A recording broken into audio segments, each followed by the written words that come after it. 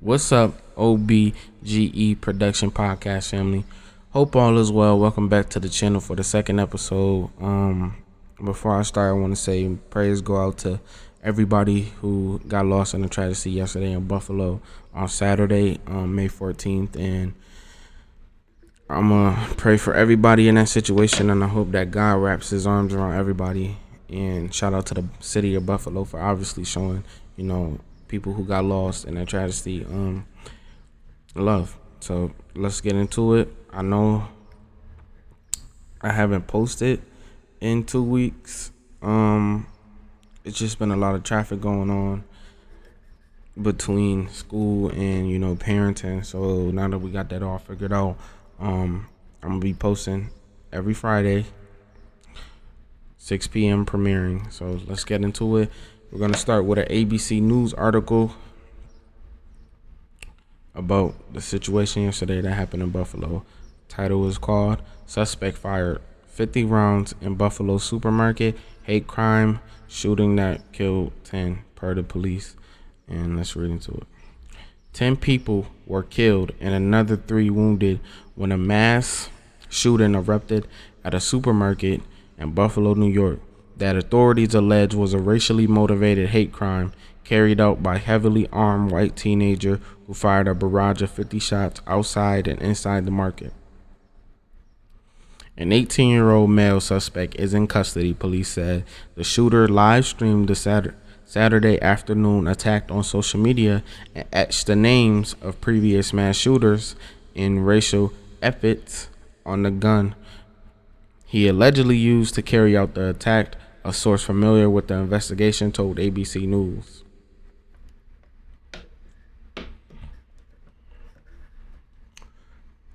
America, when are we going to make an example out of him?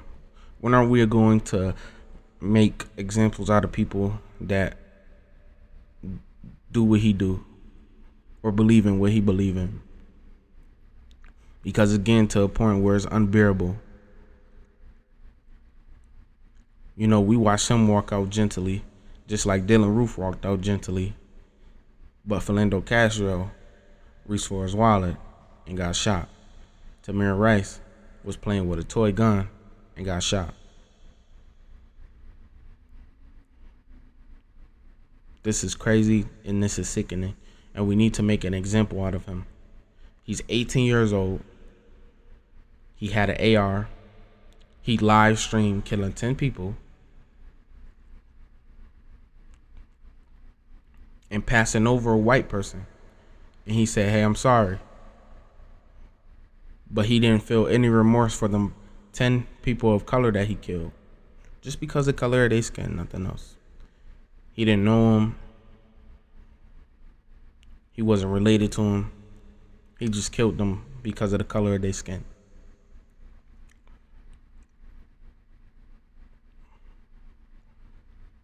And here we talk about equally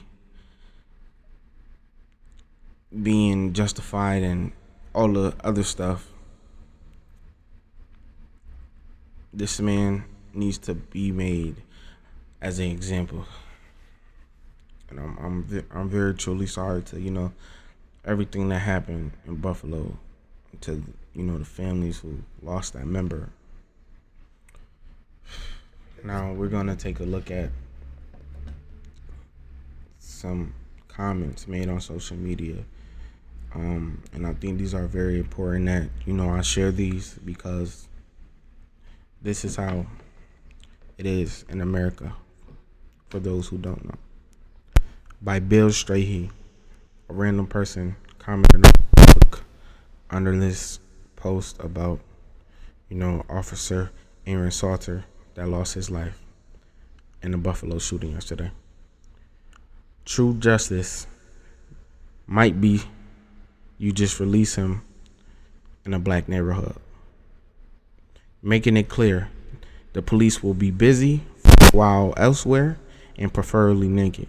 Life in prison means the taxpayers, the people he shot, will be paying his room, board, clothing, and entertainment for the next 60 years. As he quickly adjusts to life with his new friends, in a case like this, where there is no concern over any mistaken identity. I do not understand a sentence of life imprisonment. He simply doesn't deserve to live among us. There is no place to banish him to, and prison doesn't count because we have to pay for it. And by the way, it's very expensive. His life is not worth it. Often prisons do not get much needed funding because it's one of the last items that politicians want to support. Well, I can think of a lot of good that could be accomplished with the millions that will be spent on him.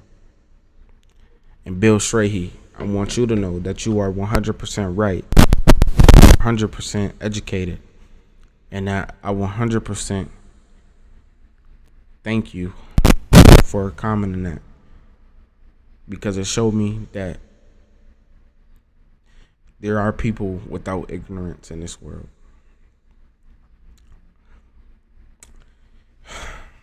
I just can't believe that this happened. You know, it's very sad. This happened an hour away from me. It could have been me. It could have been my family. It could have been your family. You just never know. Always reach out to people, because this is a tragedy and this will linger for a very long time. 10 people just lost their life because of the color of their skin. 10 people. That's a lot. That's a lot of family members that are gone. That could be the last standing of a family tree piece, and now they're gone.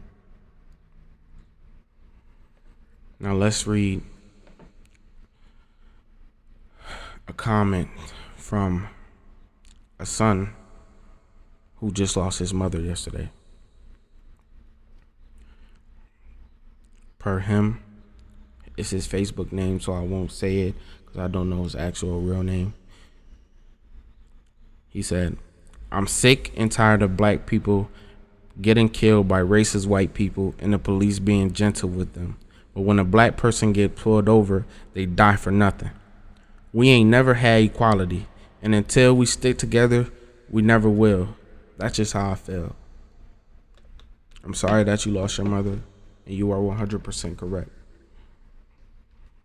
If we cannot stand up for each other in the black community, we will never have equality, because the same people who segregated whites and blacks are the same people that's pushing the KKK. You understand? So that is why it's important for us in the black community to take care of each other and to build around each other, because they can't do nothing.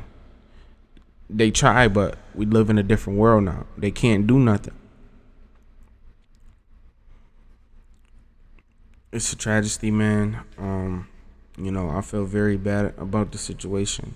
America, we need to open our eyes, and we need very extensive ramifications for this, because we still haven't got reparations, and it just keep getting worse, because we can't even shop at grocery stores anymore without needing to carry a weapon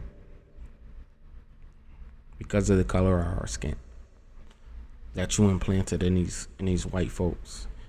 That people with brown skin are monkeys, are animals, are lower level than y'all. And to bring up a good fact, I'm gonna pull up something that he quoted and that FBI quoted, and it's very sad. And when I come to it right now, let's see. It says, according to New York Times, a law enforcement official said police are also investigating a manifesto posted online. Apparently, officials believe Payton posted the manifesto prior to the attack. Per New York Times, the manifesto highlighted the great replacement theory and ideology that claims white Americans are at risk of being replaced by non-white people. He did this because people, the color of his skin, are being replaced. That's disgusting. He's 18 years old with a manifesto like that.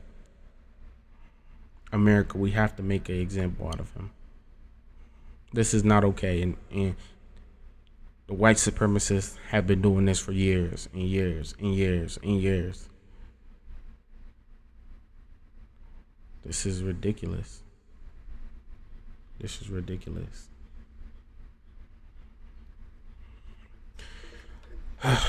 All right, man. That's going to do it for today's episode. I can't bear to talk about this anymore. Like I said, prayers go out to everybody in Buffalo. I hope that y'all enjoyed the episode as we talked about this, Let me know how y'all feel in the comments. Let me know y'all thoughts and opinions. And, I hope that, everybody who watches this video and everybody who doesn't watch this video go say prayers to people who lost family members last night. Thank y'all. Peace.